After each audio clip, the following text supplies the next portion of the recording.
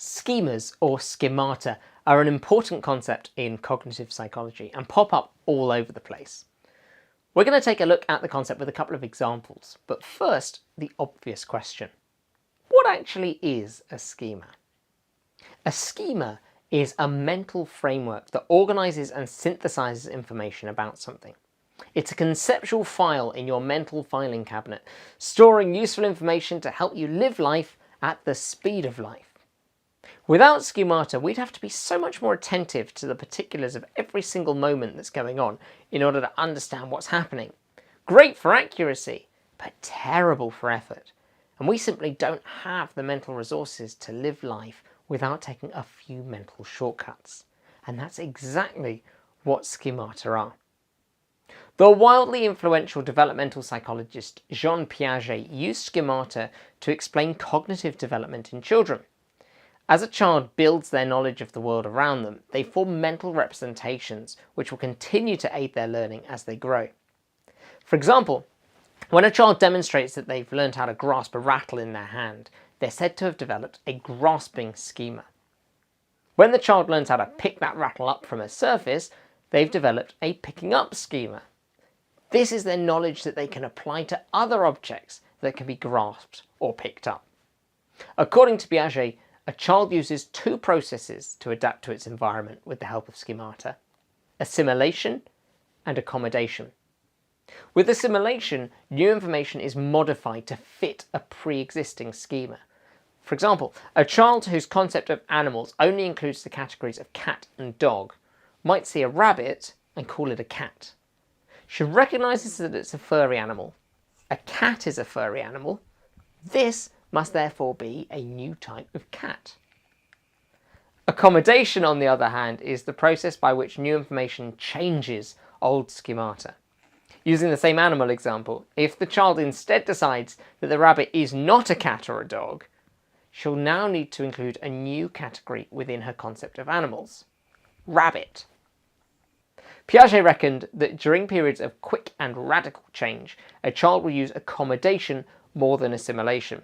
However, once accommodation has then taken place, a child would then generally return to primarily using assimilation. So what about adults? Well, continuing with Piaget's classification of certain periods of life being periods of radical change, it's fair to say that adulthood generally isn't one of those times, so assimilation prevails.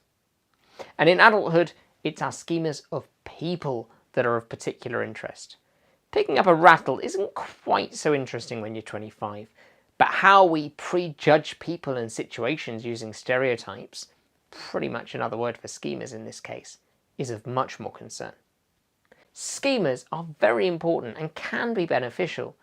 However, they're not always, and stereotyping is one such example that can have negative social consequences.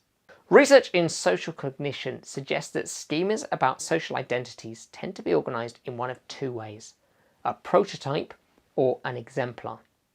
A prototype is a non-specific generalisation of a type, a hazy description that doesn't quite describe any one particular person but gathers the gist of an identity.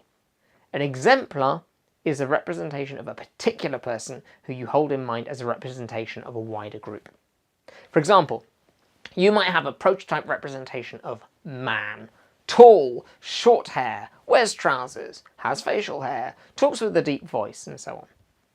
Alternatively, you might hold an image of Arnold Schwarzenegger in your mind as an exemplar of your concept of man. Neither is more correct or accurate than the other. Both are mental constructs aimed at simplifying the social world by reducing the infinite diversity of people into a limited number of comprehensible categories. If we stop and think about it for just a minute, and recent global events have made a lot of people ponder on this very thought. Having a stereotype or schema about people based on their nationality, gender, race, occupation is absurd. There's sure to be great diversity within these groups. However, without some method of mental simplification, we simply wouldn't have the mental resources available to get on with our day. Thank you for watching this video. I hope you found it interesting and useful. And if you did, please give it a thumbs up, share it with a friend who might be interested as well. And if you've got something to add to the conversation, I look forward to reading your thoughts and comments below. If it's your first time here, please subscribe and hit the notifications bell so you don't miss out on any of our upcoming videos. Thanks for watching. I'll see you next time.